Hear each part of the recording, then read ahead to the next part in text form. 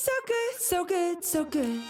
New markdowns up to 70% off are at Nordstrom Rack stores now. Fresh kicks, spring tops, new dresses. There's always a score. I mean, the denim section is unreal. Why do I rack? All the dresses. I always find something amazing. Head to your Nordstrom Rack store to find can't-miss deals on all the spring things. Great brands, great prices. That's why you rack.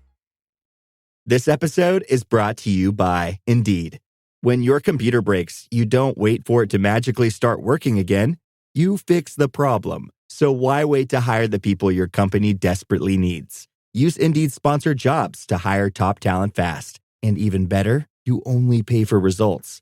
There's no need to wait. Speed up your hiring with a $75 sponsored job credit at Indeed.com/podcast.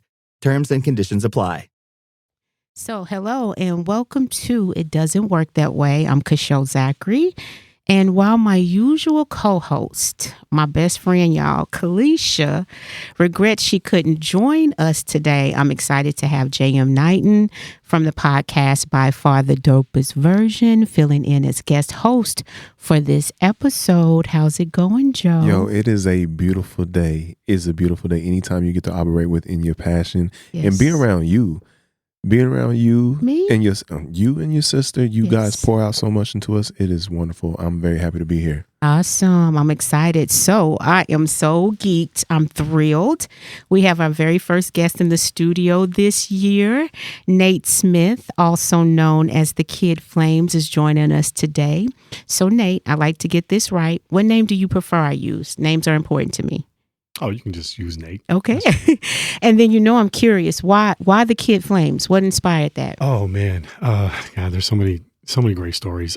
So right after college, I worked at an independent record label that was run by two people that came out of the Arista and Interscope systems, right? Right. It was right around that onset of the sort of digital realm coming into existence, right? People not really knowing what to do about music because Napster was a thing coming off of that. Oh my God.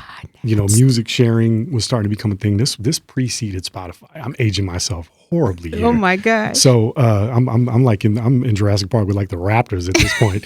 But long story short, so I signed an artist by the name of Brown Lion. Shout out to O.L. Buckley, my man, who's now a pastor in the Bronx, believe it or not. Okay. Incredible MC out of Chicago. Yes. Akin to like, if you had to compare him to somebody, I'd say like somebody like Common or, Pasta News from De La Soul. So it has that kind of a eccentricity, but also is like super heady, very dope MC. Anyway, long story short, after being at the label for a little while, he came by the office and I had played him a couple of beats I was working on and then showed him some stuff that I was designing. And he's like, man, he said, I'm gonna start calling you Flames, bro, because everything you touch is hot. Come on. And I'm like, you know what? I said, I'm not normally comfortable with that kind of praise, but this is my man, so I'm going to take it. I'll take whatever I could get. And then I threw the Kid on because I just thought it sounded dope. And I was like, well, so, and then everybody around town started, when they see me at shows and stuff, like when I go out to scout or go to shows that we had planned, they'd just be like, yo, Flames, what up?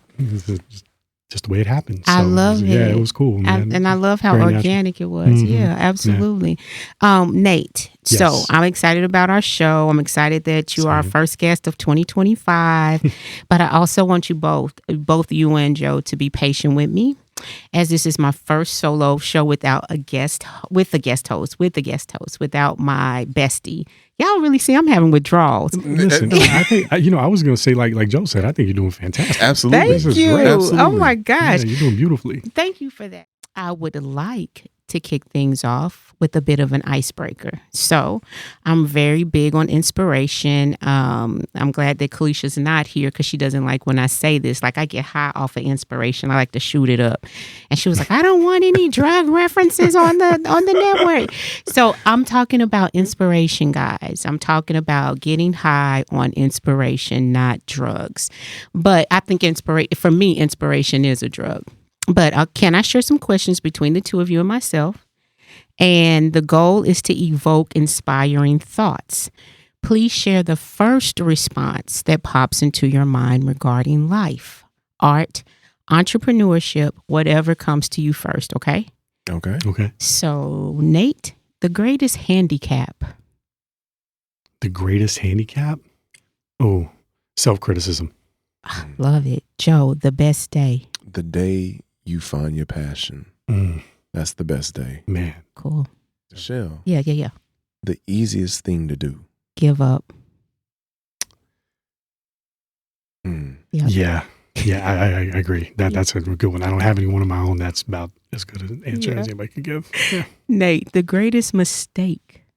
Oh, man. Y'all let me. Can I take time to think about this? Yes, you can. The greatest mistake. Not pursuing what you feel is the way to go in your heart. Oh, facts. Yeah, you got to follow your heart. You have to. You have to. Yes. Even if it abandons sense of rationale in some instances. Absolutely. Normally, I'm a very gut feeling type person. Yeah. I function off inspiration, right? And if I feel something in my heart, usually, and I can go a little bit philosophical and a little bit maybe into that spiritual realm. Yes. You know me as a believer. I believe that if you feel something in your heart, that's God speaking to you. I agree. Wholeheartedly. That's what I feel. Your brain is often the logic is what operates against faith.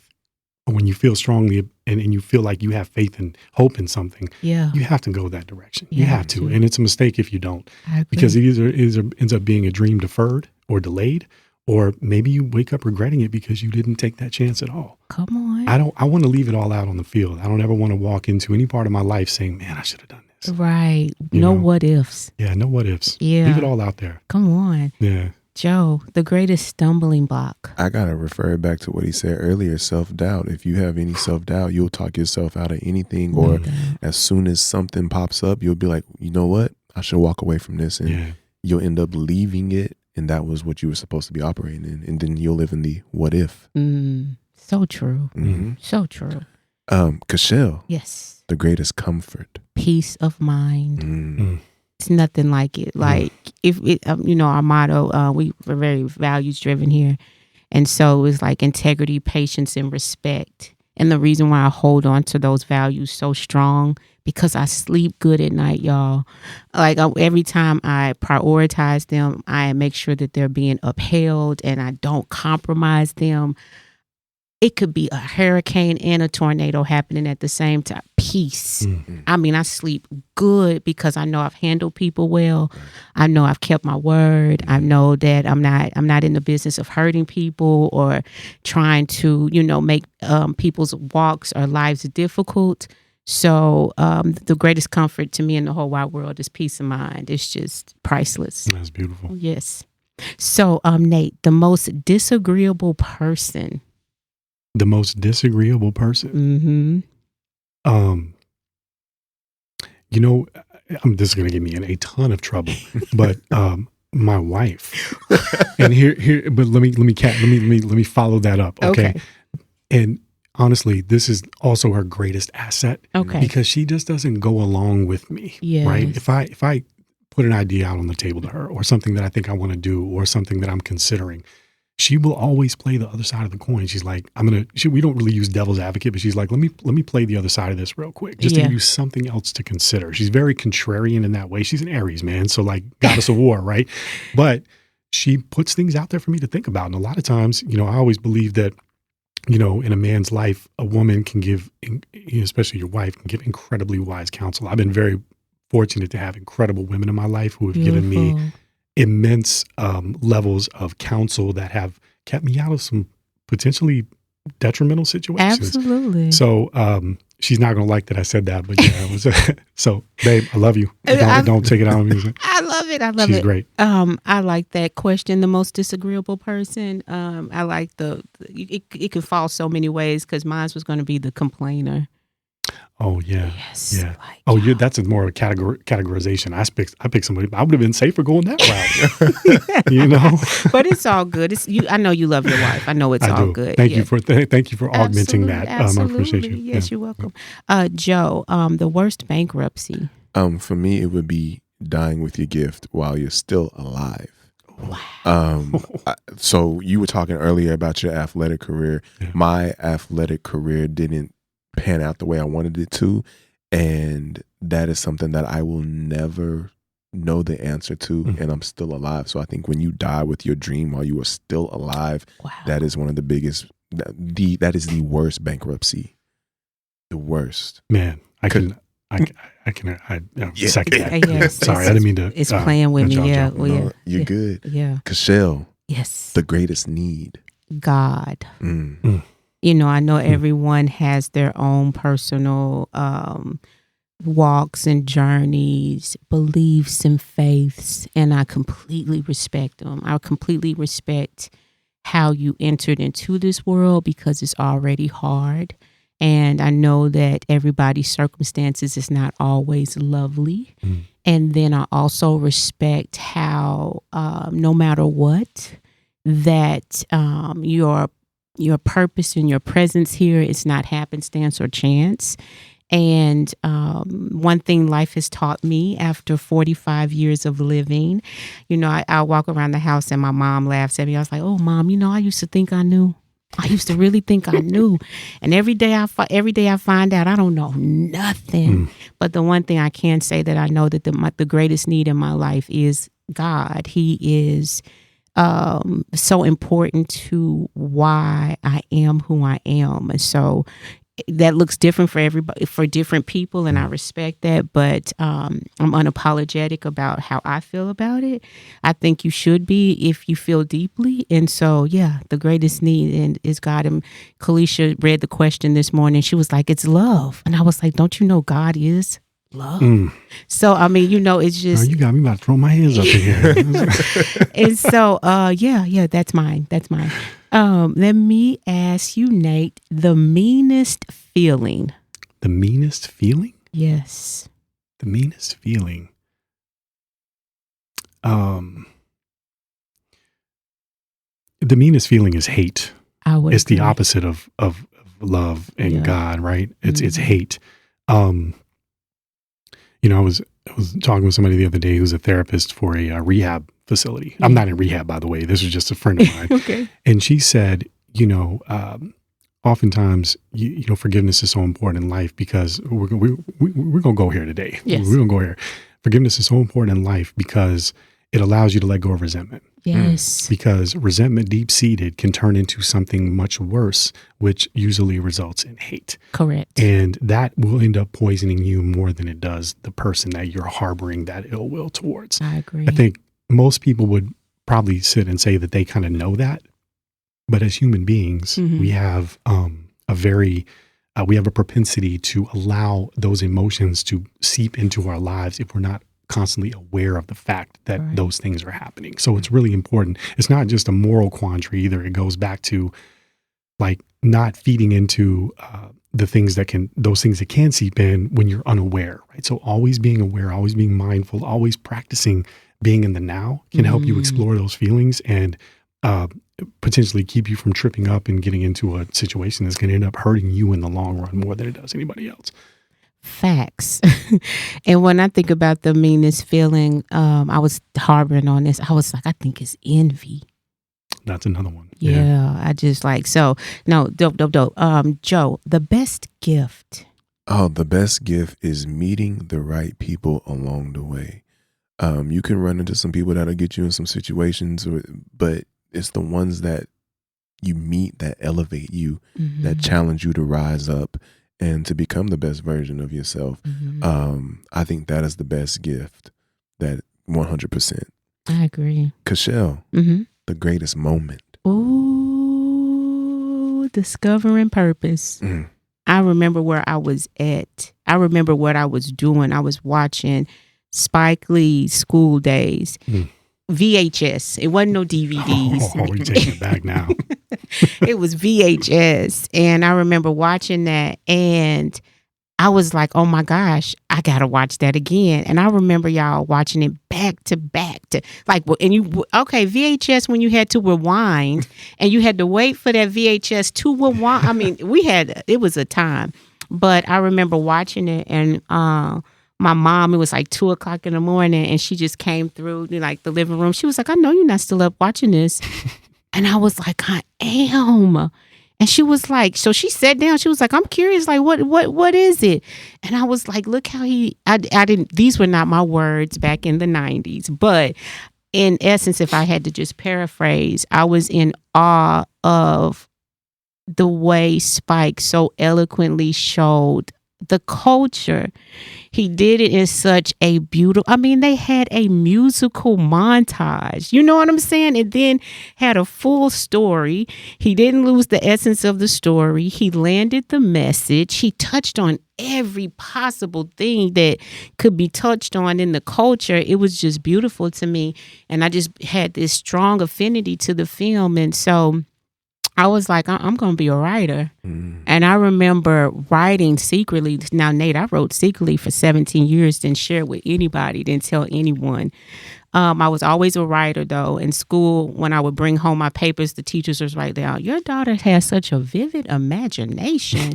And I didn't know if that was an encouraging thing or if it was like, chill, like you need to chill, you know, so I didn't know how to interpret that. And so my mom was just so busy raising us, you know what I'm saying? And we were just growing up, but it was my dad, Nate and Joe. It was my dad.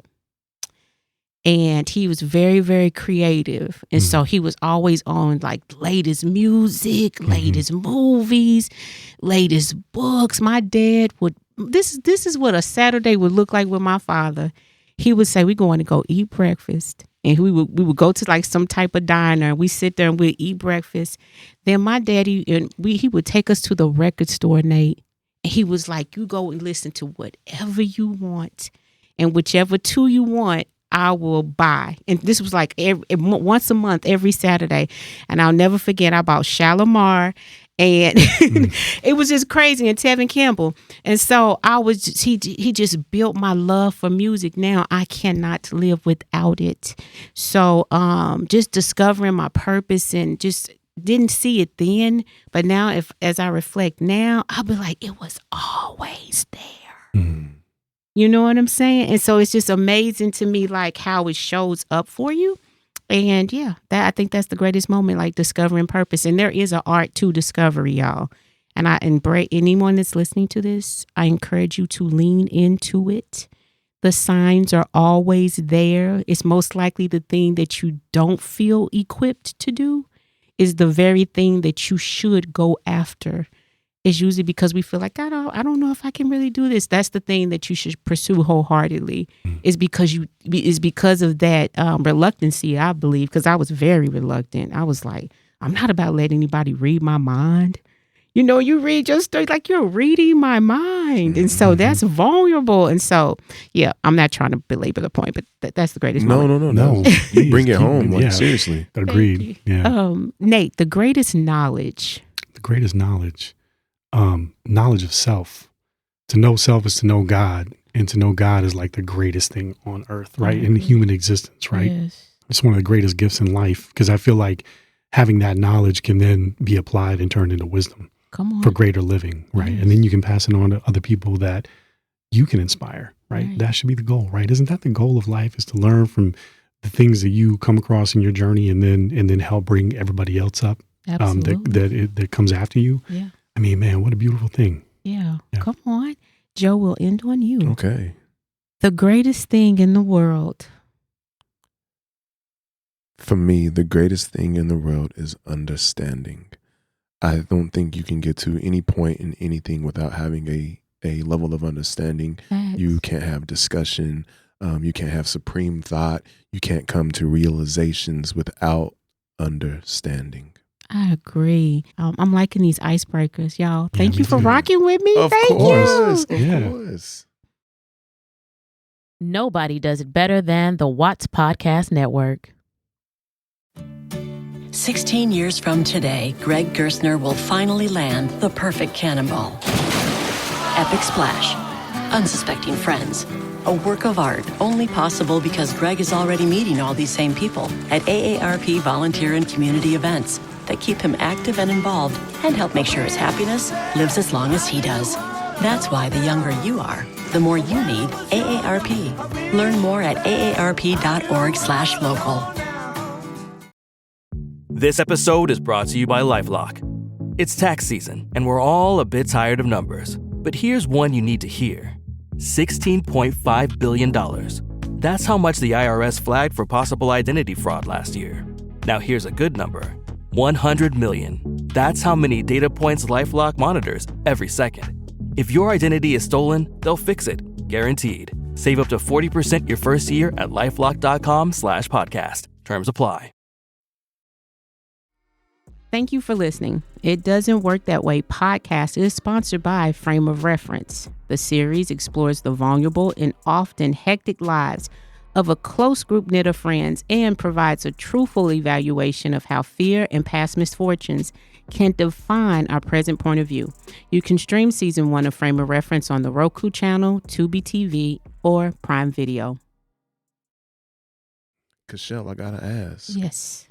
What's on tap for today's session? Ooh, I'm so glad you asked, Joe. So, with Nate in the studio, let me ask, what does it truly require to stay in the game? As an entrepreneur, is it truly as easy to move ahead and sustain longevity in your passion as it is to breathe? This is sort of a two-pronged answer. Mm-hmm. Yes and no. Okay. To be able to stay in it takes constant learning, understanding. Yes. Joe, I'm gonna lean on you on that one. The understanding piece, right, is being inquisitive enough to constantly be learning. Yeah. Right. Also, knowing how to persevere enough to continue to keep going.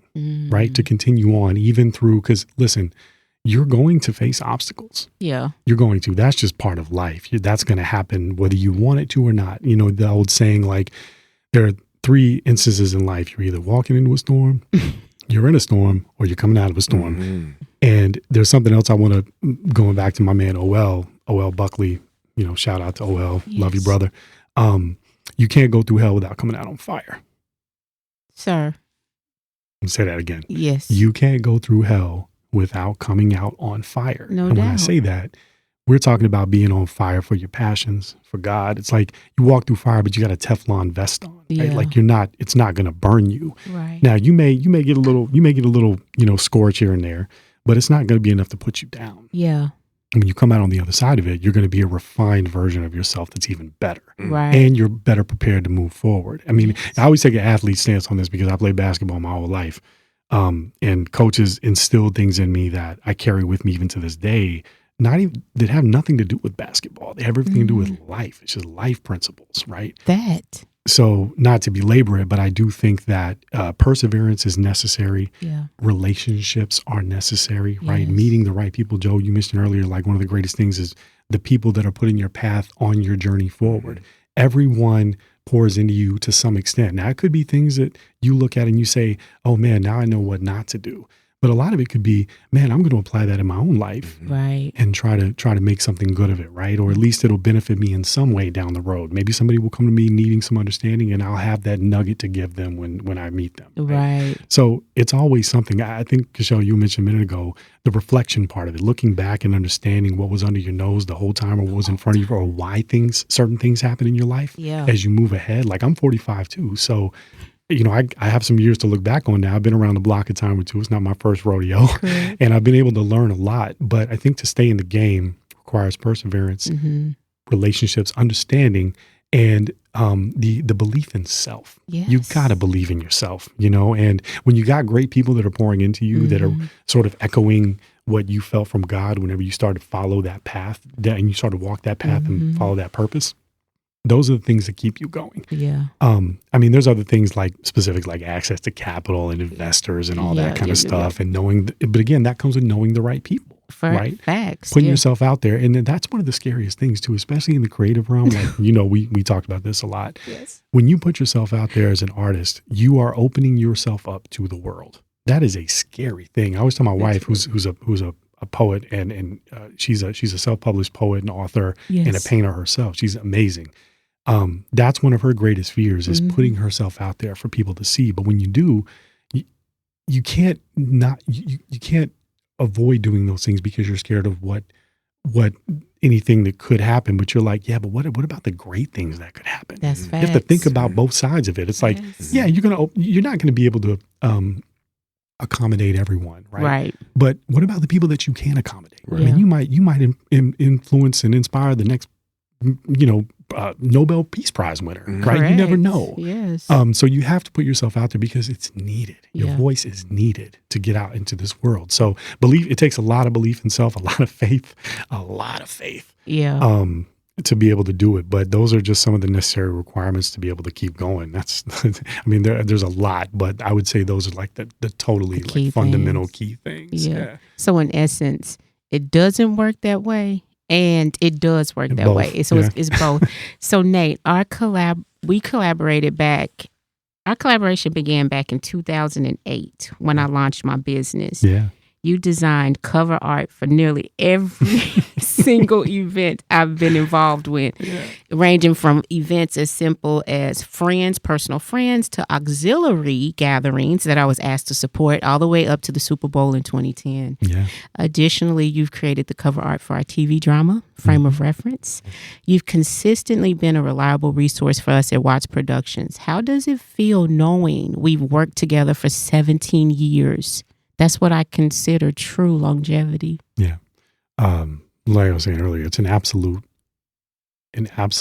humbling blessing that we be able to do this for as long as we have. Yes. And it's even more humbling that you continue to reach out to me as both a friend, an associate, hopefully somebody that you trust immensely, the same way I trust you. Absolutely. And our collaboration is the epitome of what it means to allow creativity to live at the forefront of a collaboration, right? Like not taking anything away, especially for somebody who, I worked in the ad business, the advertising business for a long time as a creative director. So it's a lot of dealing with, it's a lot of opinions, a lot of subjectivity, right? Yes. For people that may have had a box of crayons when they were 5 and now they're an artist, right? Yes. There's nothing wrong with that. It's great. I'm sure you may have some good drawings on the fridge, when you were 5, and that's cool. But there is a lot of trying to push things through to the finish line, right? Where you and I and your sister, God bless her, we miss her today. Yes. It's always been, hey, I love what you do and I respect it so much, and I just want your insight on this, right? Whatever you bring to the table and into the fold on this is what we hope to get. And then you inspire each other and let each other run. And that's been the genesis of our entire relationship, right? And it's just been such a beautiful thing. So I feel immensely fortunate to have known you for this long. And I'm just so glad to be sitting here with you today. I cannot say that enough. Oh, I love that, Nate. And I appreciate you are one of my go-tos as a creative. The number one thing you hope to gain is trust. Yeah. And it's not an easy thing being a creative. So you're very you're vulnerable, you're putting yourself out there, and then you got vision. And then when vision comes into play, my vision is going to take me this far. And then I hope to collaborate with people to say, I see your vision. I know exactly what you want. Get out my lane. I'm going to take it further. And so that has been the beauty of our collaboration over the years. And that's why anytime I need something, you're my go-to. And so that's rare. That's not common. And I treat rare very, very careful. So you are one of my careful, creative collaborations that I highly respect you on such a level that I'm glad that I got the opportunity to give you your flowers on this podcast, because you are literally one of the most creative individuals I have connected with so far, and you have maintained it every step of the way, from professionalism to communication to just like, hey, trust me, I got you. And it's always been lovely, and that's rare. Is Thank cutting onions in here? I'm Kachelle. I'm completely and utterly honored. Like that's it's true. When somebody has those kinds of kind things to say about someone, and it's heartfelt, because that's the one thing I know about you. If I know anything about you, it's that you are one of the, maybe could be the most genuine person I know. I think that's your superpower. Thank you for that. Your passion and how your genuineness, how genuine you are. And that was something that I've always felt like God had gifted me with a pretty solid sense of discernment. So when we first met, there was something there that I understood about you. There was a kindred spirit kind of thing, right? That made me feel good. And Chris too. Shout out to Chris Price, man. Yes, no doubt. You know, my former business partner, great dude. Yes. When we met you, that was something that we both felt. We talked a lot about that. We're like, man, she's something else, man. She's really great. We saw that right from the get-go, and that's something that's carried with you. And when you have that kind of longevity in a relationship, it's just those things that you just come to really appreciate about someone. And I'm just so humbled that you would say any of those things about me. I strive for that, you know, I strive for those things, but at the end of the day, like, I just try to be who God made me to be, you know, and be authentic and try to bring that authenticity to the table and transparency. And, I just, you know, I'm always of the mind, like, you know, treat others as you want to be treated, right? Like, just live your life being kind to people, putting love out into the world, sharing your vision and your ideas with people, and letting things be built on that foundation, right? Because that's why all the stuff we've done has turned out so great, because we build on each other's ideas. Yes. And that's the genesis of beautiful creativity, man. When you can just let those things flow, oh man, there's nothing like it. It's magic. It's pure magic. Pure. See, so I'm sitting here listening to the both of you, and while am a part of this show as a guest, I'm getting so much from the both of you.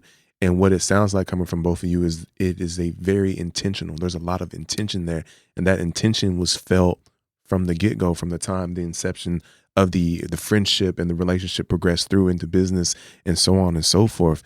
So I have to say, nothing happens without intention. So I got to ask you, what are you intentional about these days, and what does that really demand from you? Yeah.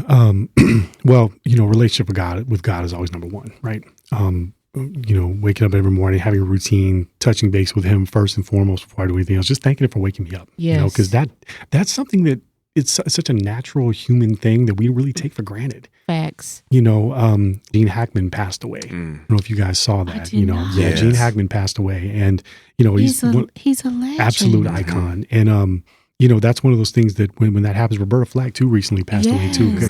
And it's you think about that, and it's you know, we've lost a lot of legends here lately, and obviously things are magnified because of social, of course. But you know, it's a reminder of how precious life is. You know, and to your point, Joe, it's just like waking up every day and thanking God. But I think intentionality, you know, is in everything that I live. Actually, it was my wife and I talked a lot about it. It was our word for the year this year: gratitude and intentionality. Right? Remember to be grateful every day for every moment, even if it's tough. Find a way to be grateful.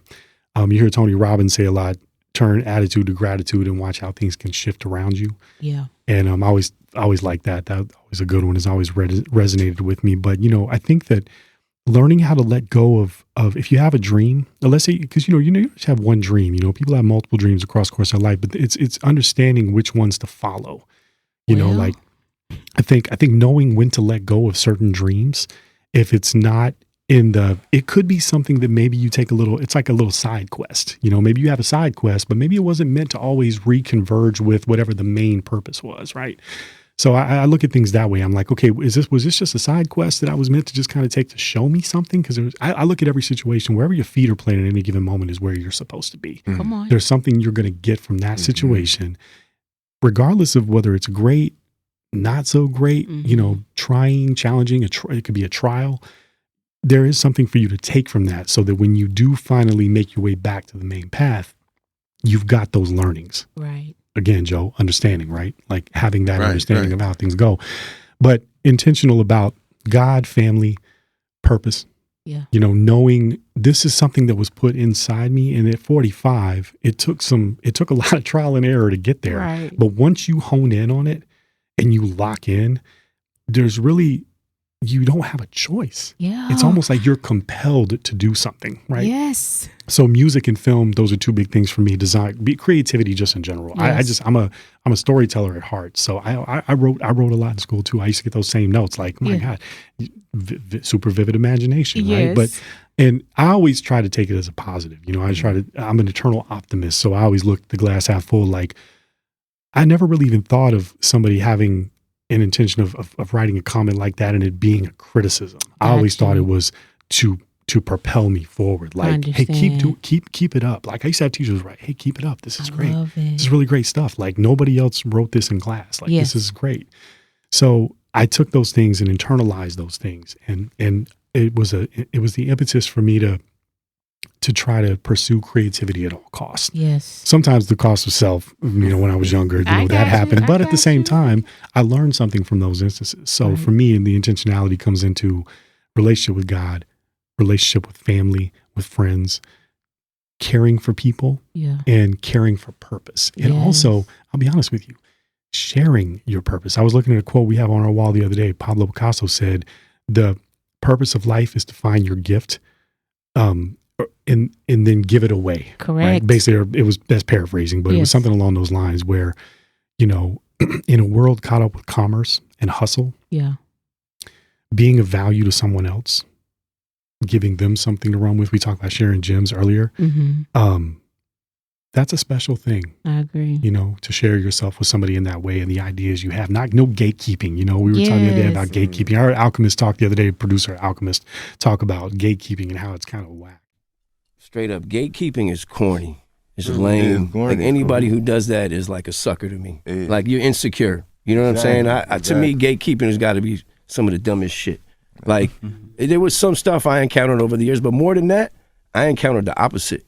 Like DJ Premier. Like when I first met him and was around him, like I met Jay-Z my first time with Premier, and he was like, "Yo, this is Al. He's dope. He got beats." And what I took from that was like, Premier's the utmost level of secure. He's not afraid.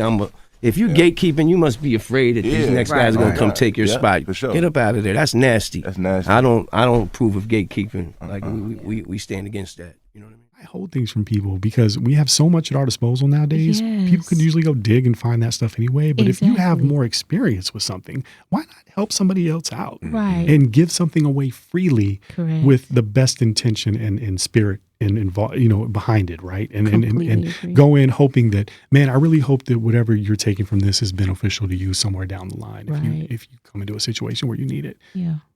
I know that was a lot. That was very I'm very long-winded. No, so. I'm in this. I'm so in this.